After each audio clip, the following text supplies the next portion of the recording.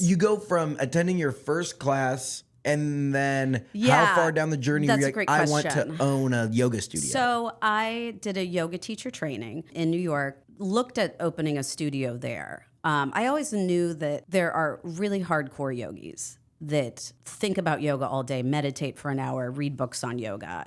And I knew I wasn't that person. I knew then, even if I wasn't able to articulate it, which I say now is I'm a business person first and a yoga person second.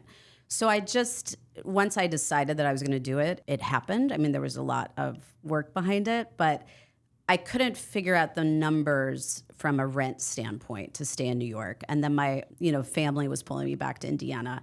So then I was able to work remotely, and this was 20 plus years ago, so it was not as common then, but I was able to work for the agency and open my studio downtown Indianapolis. Did they know you were opening a studio?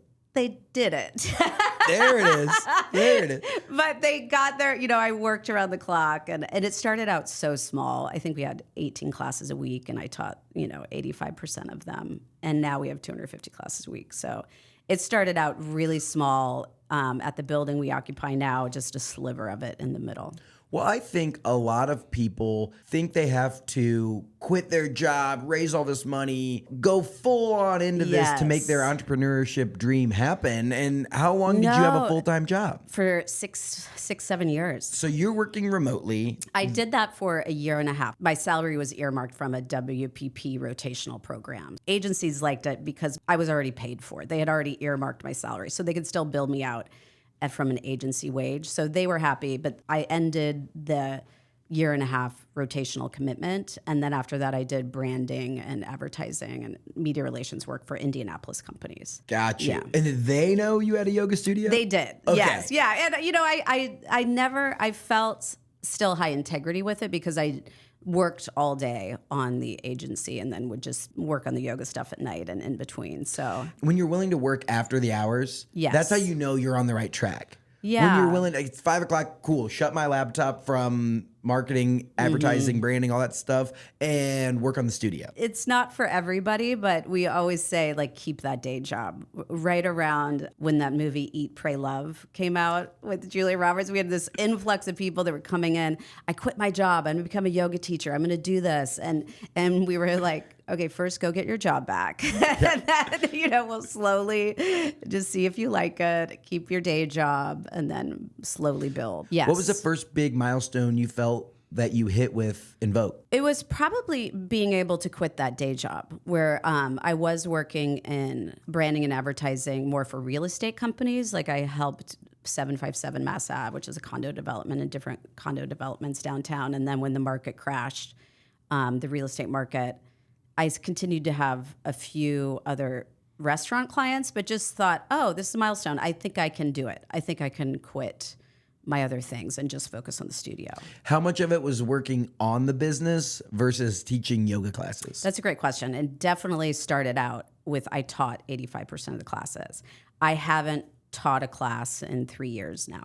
So do you miss that? I have such great teachers and we have such a great team that I'd rather let them shine and focus on the business aspects. So how long from launching till you hit the milestone where you could do it full time? That was 6 years. Yeah. Let's just pause there. Yeah. 6 years. Yes. Like you did this on the side for 6 years. Well, it was more, it switched from where I still had little clients. So it was a pendulum that shifted.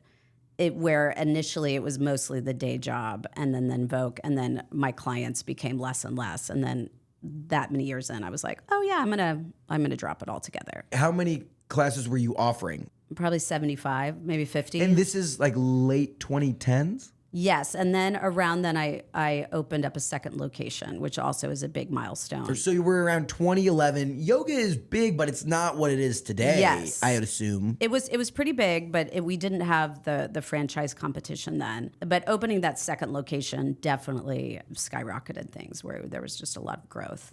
And that location is at 86 and Ditch. And we both own our own businesses, but I share space with Dr. Marcus McRae, who's the Indianapolis Colts chiropractor.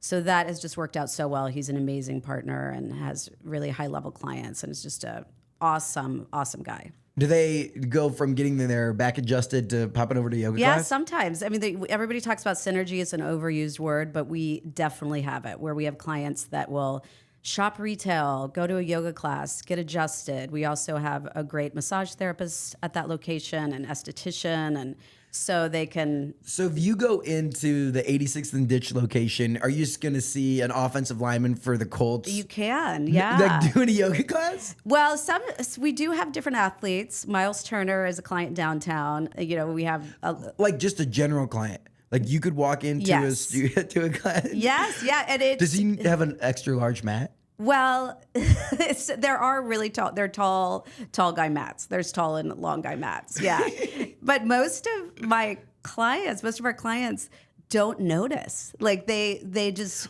If they do, I mean, Miles is 6'11", I think, so you notice him. But most people, it's a really respectful environment. We did have Caitlin Clark in a few weeks ago downtown because we share space with Karen Wiltrout of Indie Sports Massage, so she focuses on athletes. So Caitlin Clark came in and everybody went all fangirl. I think we were able to rein them in a little bit, and she still had a good experience. Number one tip when you see someone famous is be cool. Be cool. They're normal people. Be cool.